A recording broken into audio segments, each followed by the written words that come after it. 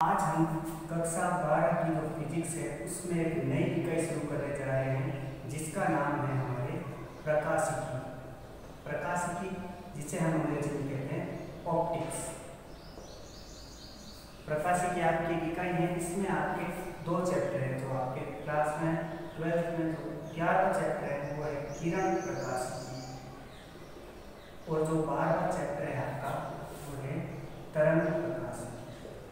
आपके दो चैप्टर हैं प्रकाशिकी से संबंधित, एक है किरण प्रकाशिकी और एक है तरंग प्रकाशिकी।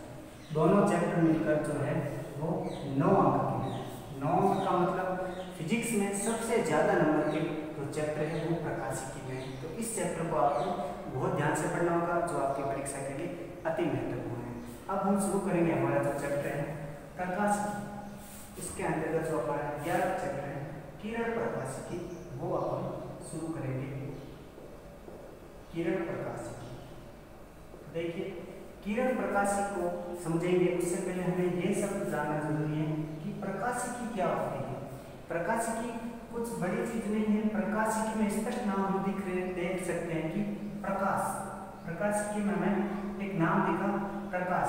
इसका मतलब क्या हुआ कि भौतिकी की ऐसी शाखा, भौतिक विज्ञान की ऐसी शाखा जिसमें हम प्रकाश का अध्ययन करते हैं प्रकाशिकी कहलाती है। अर्थात प्रकाश की घटनाओं का अध्ययन करना, प्रकाश की घटनाओं का अध्ययन करना।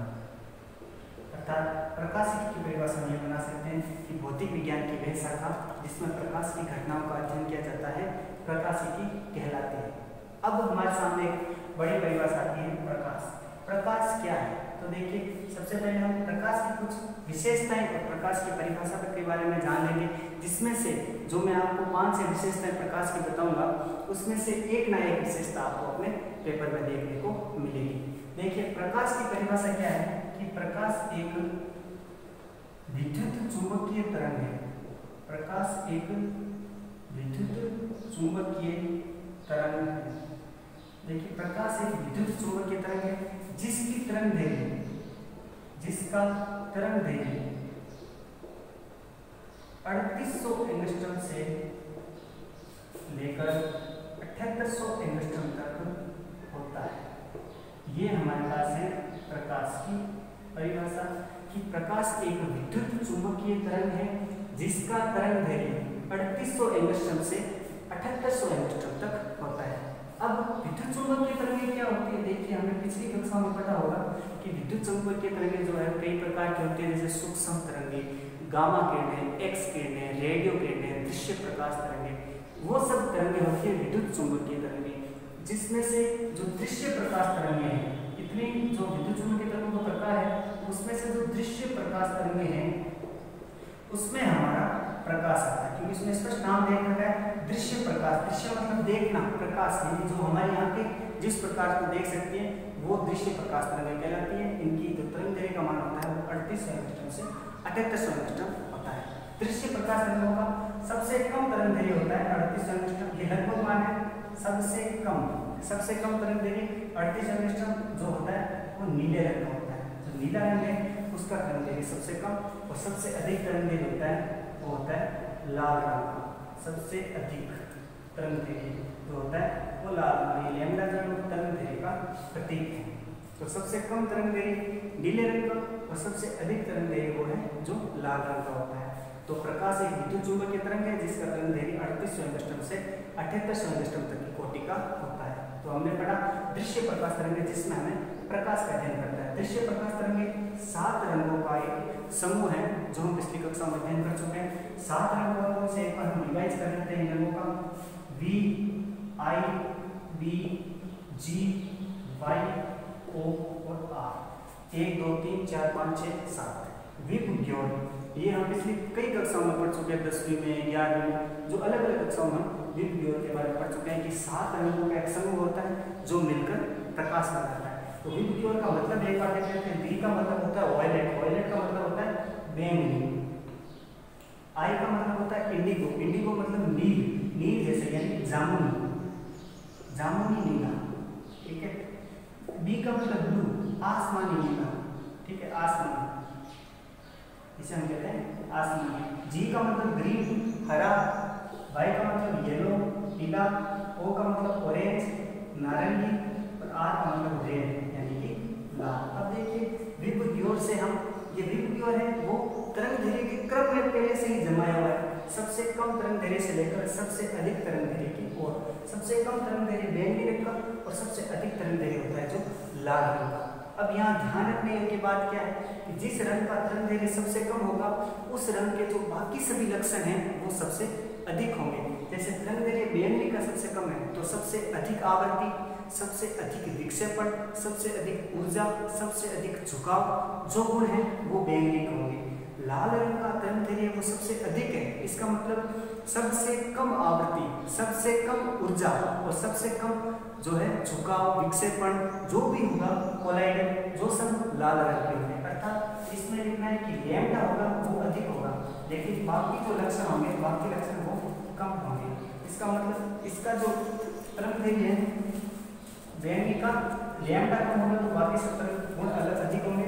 लाल का जो तरंग दैर्घ्य वो सबसे अधिक होगा लेकिन जो बाकी सब लक्षण हैं वो कम होंगे। इसका मतलब कि सबसे कम तरंग दैर्घ्य अब हमसे पूछ ले 4 क्वेश्चन होते हैं। सबसे कम तरंग दैर्घ्य बैंगनी, सबसे अधिक तरंग दैर्घ्य लाल, सबसे कम आवृत्ति लाल, सबसे अधिक आवृत्ति बैंगनी। तो ये 4 क्वेश्चन हमें ध्यान में रखना है, सबसे कम तरंग दैर्घ्य किसका और सबसे अधिक किसका। ये हमें जो विन्यास है जो तरंग दैर्घ्य की परास है दृश्य प्रकाश की 38 एंगस्ट्रॉम से लेकर 78 एंगस्ट्रॉम ये याद रखिए। और एक चीज ये याद रखिए कि प्रकाश जो है वो विद्युत चुंबक की तरह है। अब हम ये जो है प्रकाश की मुख्य विशेषता हमें जान जिसे कि हम क्या है कि प्रकाश के बेसिक तक पहुंच सकते हैं।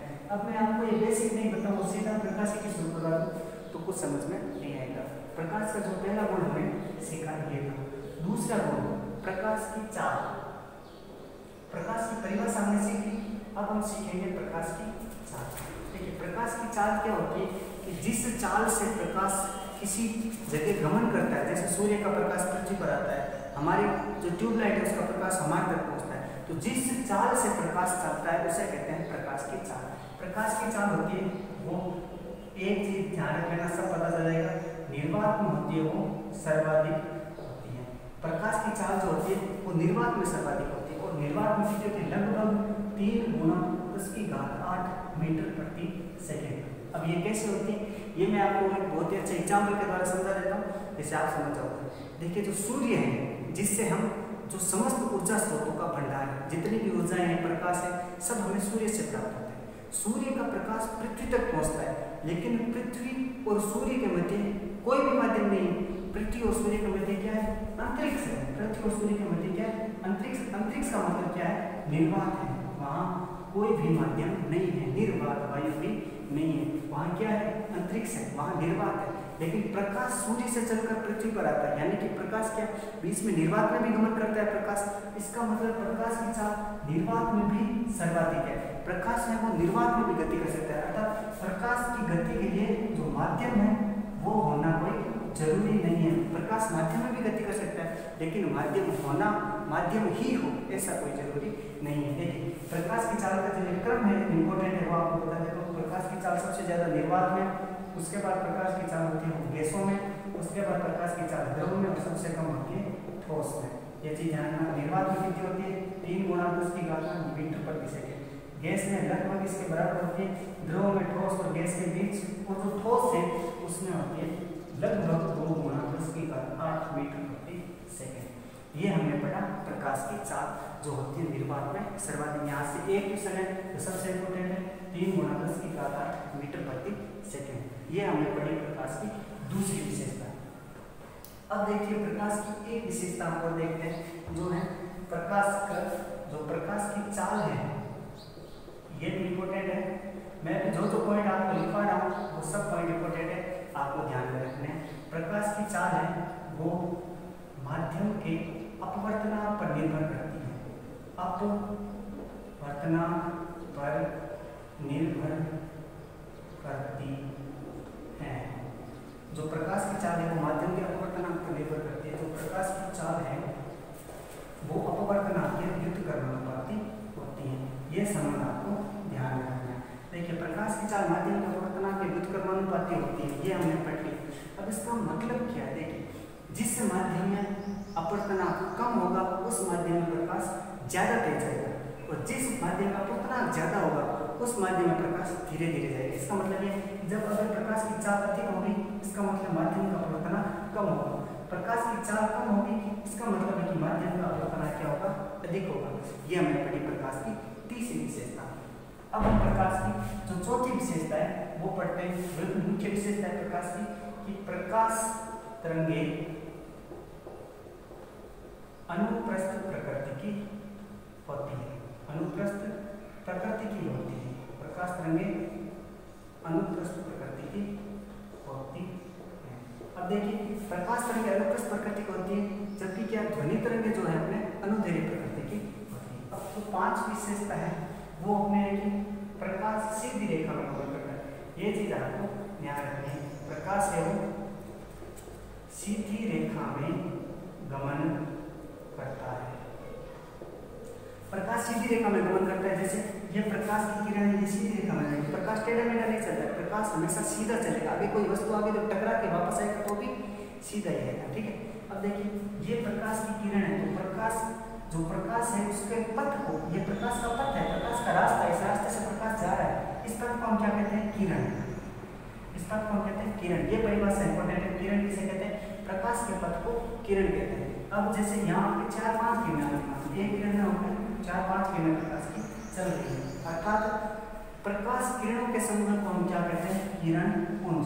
ये 2 परिभाषा इंपॉर्टेंट है, किरण और किरण पुंज।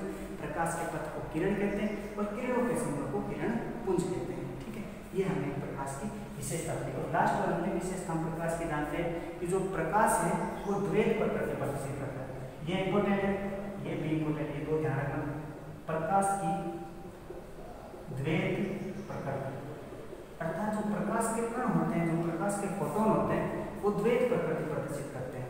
जैसे प्रकाश कणीय प्रकृति भी प्रदर्शित करता है और प्रकाश तरंग प्रकृति भी प्रदर्शित करता है। अब ये क्या होता है, कैसे होता है, थोड़ा बहुत बेसिक हम यहाँ जान लेते हैं, बाकी जो आगे है वो हम चैप्टर में देखेंगे, ठीक है।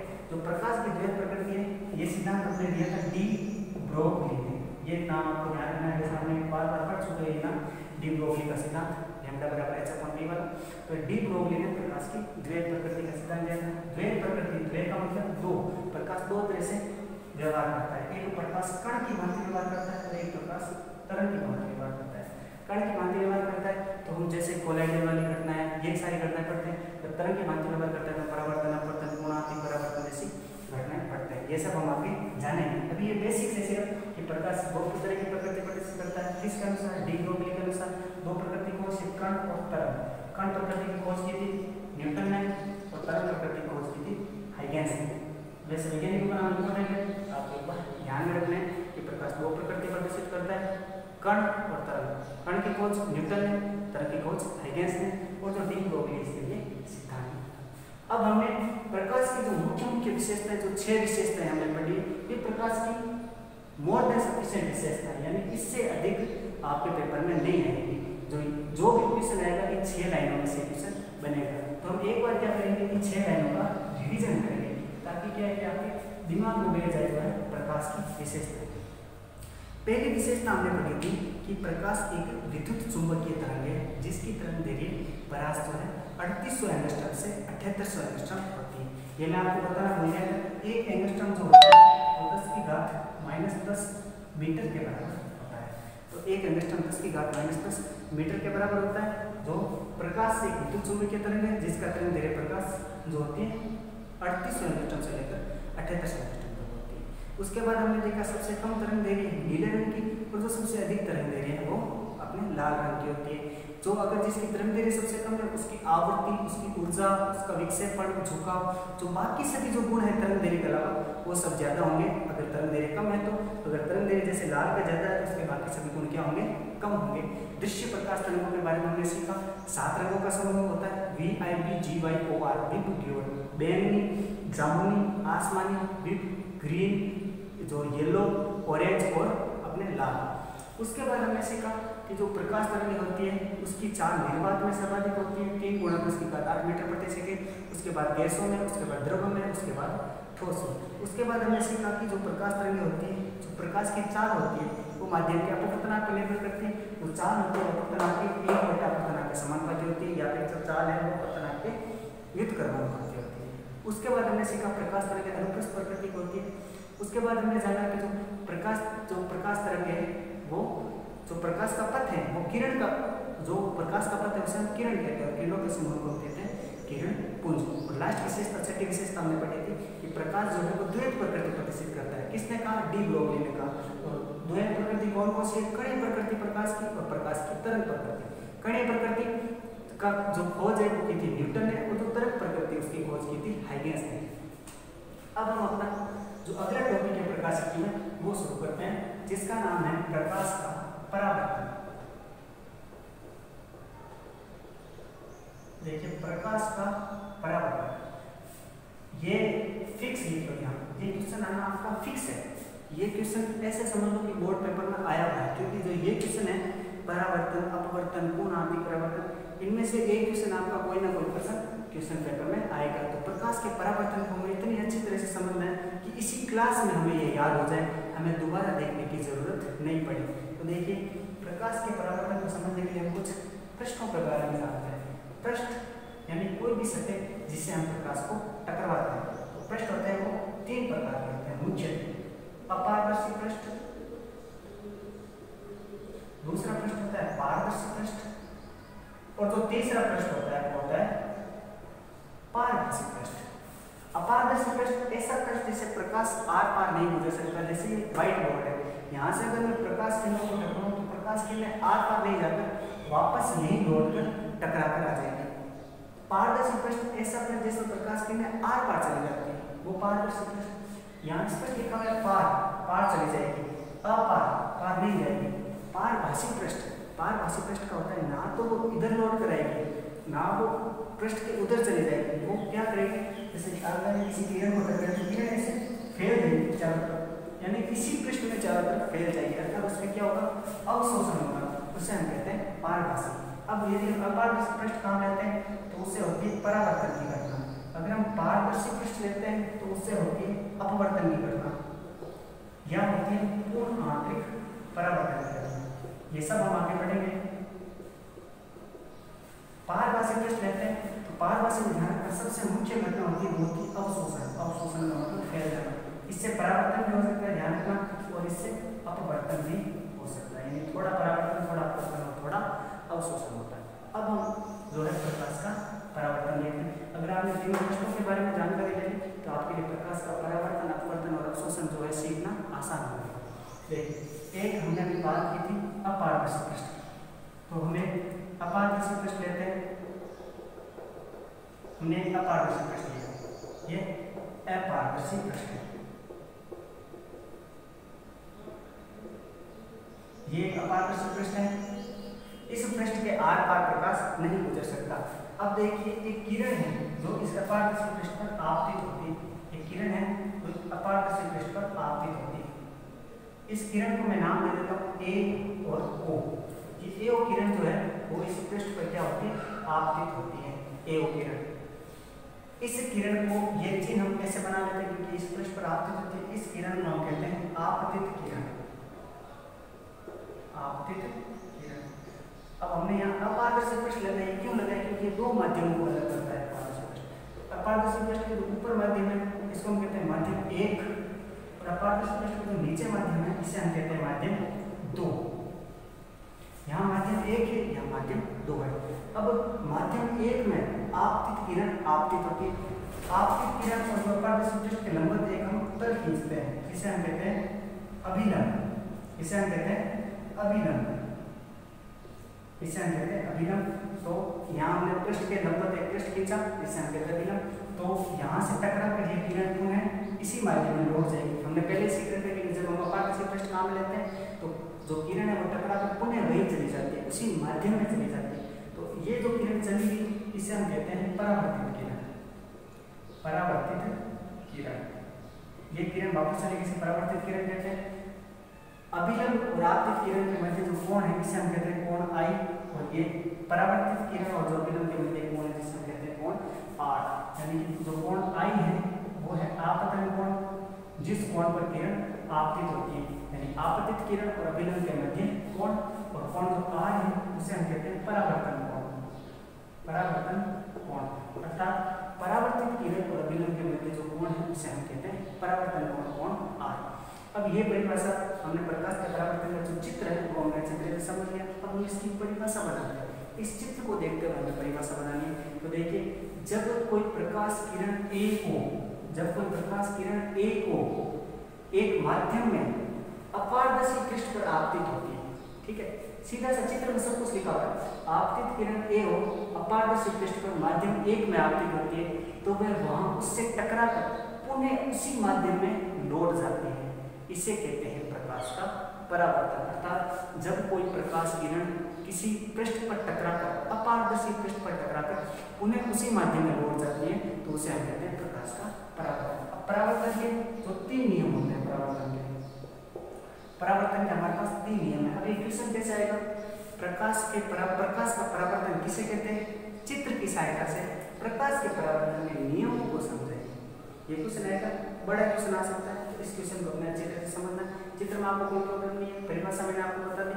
अब इसके जो 3 नियम है वो हम सीख लेते हैं। परावर्तन का जो पहला नियम है वो है, हम जो नियम है वो सारे इस चित्र से सीखेंगे।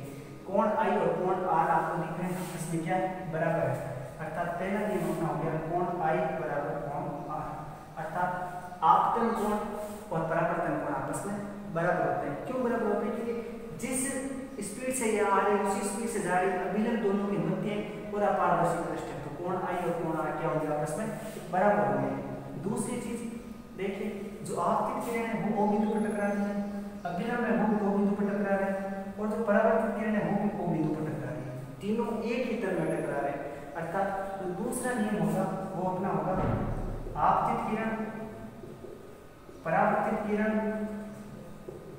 और जो है अभिलंब, तीनों एक ही तल में होते हैं।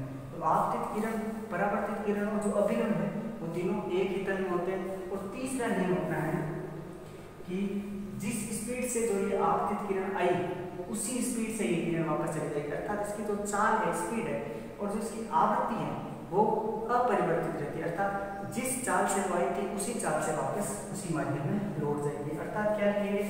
आपतित किरण की, आपतित किरण की आवृत्ति एवं चाल अपरिवर्तित। तीसरा नियम हमारे पास क्या हुआ कि आपतित किरण की आवृत्ति और चाल है वो अपरिवर्तित रहती है। इस तरह हमने प्रकाश के परावर्तन को समझा कि जब कोई प्रकाश किरण ए हो किसी अपारदर्शी पृष्ठ पर टकराकर पुनः उसी माध्यम में लौट जाती है, तो उसे हम कहते हैं प्रकाश का परावर्तन। ये आपतन कोण, ये परावर्तन कोण, ये आपतित किरण, ये परावर्तित किरण, ये अपारदर्शी पृष्ठ और ये अभिलंब। अब इसके 3 नियम हैं। आपतन कोण और परावर्तन कोण आपस में बराबर होते हैं। आपतित किरण, परावर्तित किरण और अभिलंब तीनों एक ही तल में स्थित होते हैं। और तीसरा, आपतित किरण की आवृत्ति एवं चाल अपरिवर्तित रहती है। यह था प्रकाश का परावर्तन। तो हमने 2 बड़े-बड़े क्वेश्चन अपने यहाँ कर लिए। एक तो प्रकाश का परावर्तन से संबंधित घटना और उसके नियम, और एक जो प्रकाश की विशेषताएं हैं वो हमने पढ़ ली।